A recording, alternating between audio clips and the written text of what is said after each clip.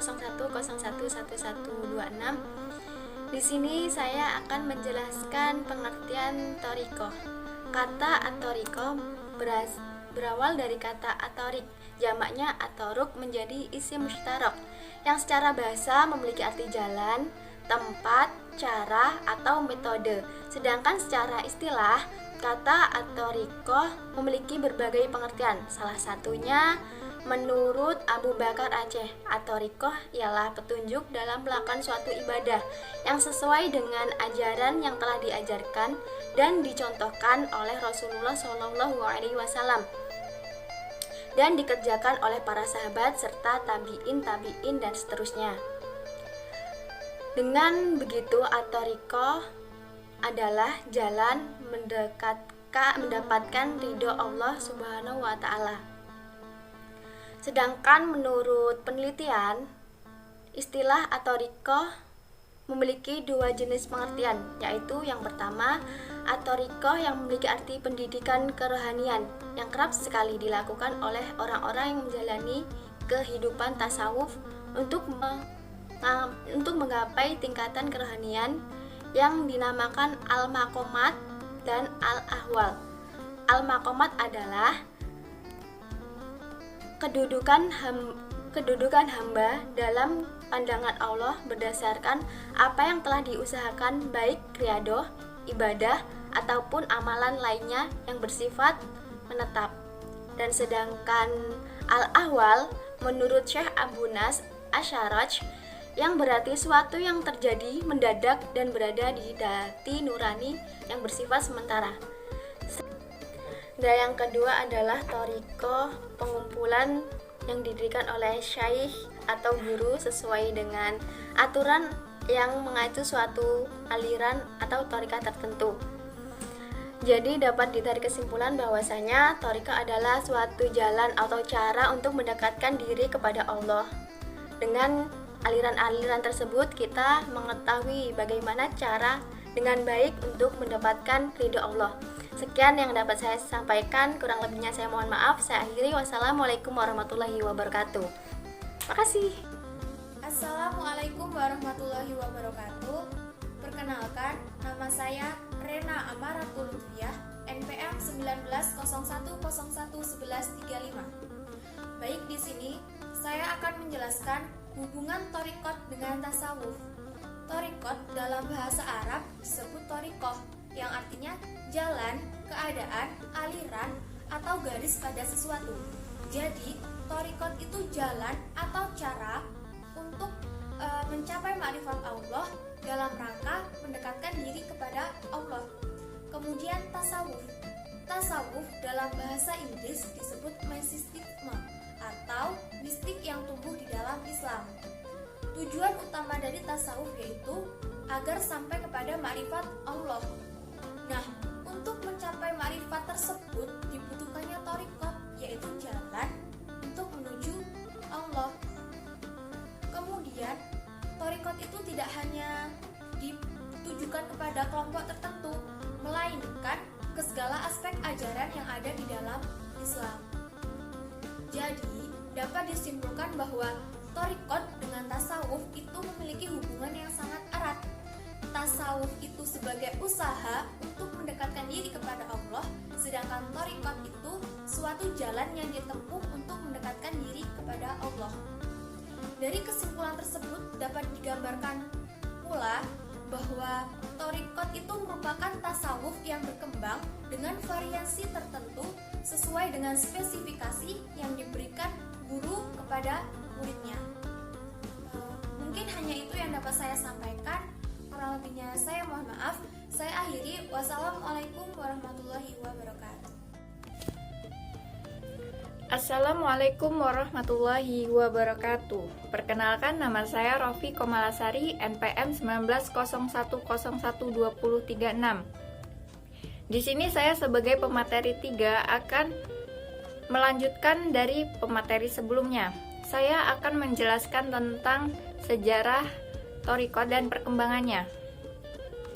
Sejarah awal perkembangan thariqat ini adalah adanya organisasi yang muncul pertama kali dengan anggota yang berisikan orang-orang yang telah mengamalkan thariqat dengan baik dan benar, yang bernamakan Organisasi Jami'iyah Alit Thariqah Al-Mutabarah An-Nadliyah atau yang sering disebut dengan Jatman. Kemudian, thariqat ini merupakan sebagai wadah ajaran agama Islam, yaitu ala Ahlus Sunnah wal Jamaah, yang sudah dikembangkan dan dirintis oleh para salafus solihin, yang bersumber dari Rasulullah SAW dan malaikat Jibril sebagai petunjuk dari Allah Subhanahu wa Ta'ala dengan sanad yang mutasil. Selanjutnya, thariqat merupakan sarana para khalifah atau mursyidin agar bisa lebih mengefektifkan pembinaan kepada para murid. Thariqat ini juga sebagai pengikat persaudaraan antar kaum sufi yang ditandai adanya lembaga yang bersifat formal seperti zawiyah, ribat atau pondok pesantren, dan perguruan atau khalaqah. Sekian, terima kasih. Wassalamualaikum warahmatullahi wabarakatuh. Baik, di sini saya akan melanjutkan materi selanjutnya, yaitu tentang aliran-aliran thariqah di dunia Islam. Sebelumnya, izin memperkenalkan diri, saya Septiana Rumdewi, NPM 1901010066. Baik, langsung saja. Aliran-aliran thariqah di dunia Islam yaitu meliputi yang pertama, thariqat Qadariyah. Thariqat Qadariyah yang didirikan oleh Syekh Abdul Qadir Al-Jailani. Beliau merupakan syekh, seorang zahid dan alim serta ahli fikih yang terkenal dan sangat dikenal dalam mazhab Hambali. Selanjutnya, kegemarannya beralih pada ilmu thariqah serta hakikat yang menunjukkan keramat dan juga tanda-tanda yang berbeda dengan kebiasaan sehari-hari. Kemudian, yang kedua ialah thariqah Naqsabandiyah. Thariqah ini didirikan oleh seseorang yang terkenal, yakni pemuda tasawuf yang bernama Muhammad Al-Din Uwais Al-Bukhari Naqsabandi. Beliau berasal dari keluarga serta lingkungan yang baik.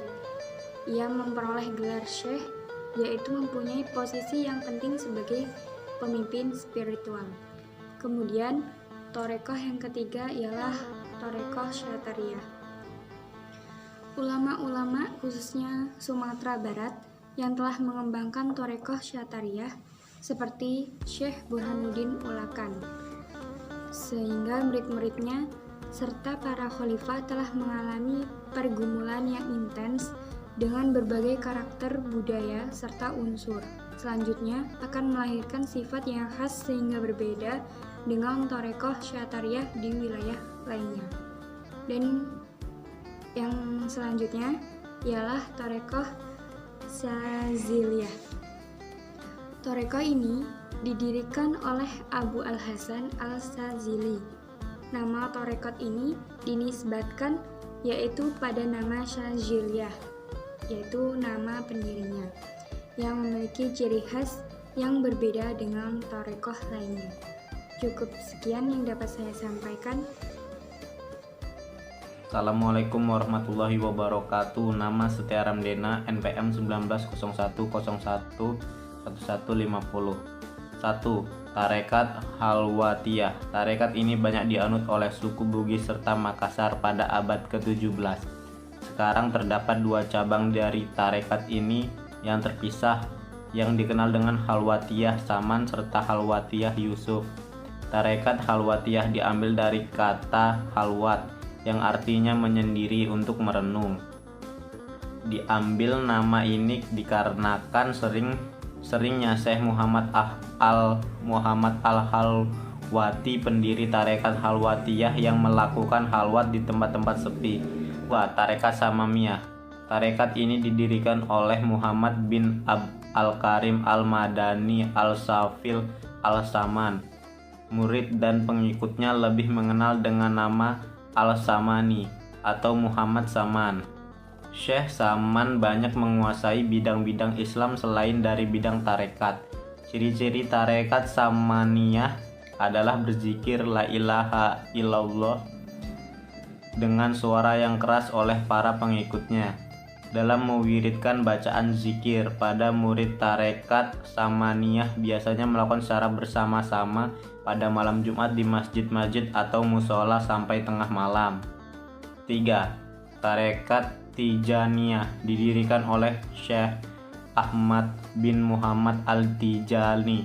Ia diyakini oleh para kaum Tijaniyah sebagai wali agung yang mempunyai derajat tinggi karena didukung oleh banyak faktor, yaitu genealogis, tradisi keluarga, serta proses penempaan dirinya. Saat ini tarekat Tijaniyah merupakan salah satu dari tim 43 tarekat Muktabaroh Indonesia atau tarekat yang diakui keabsahannya.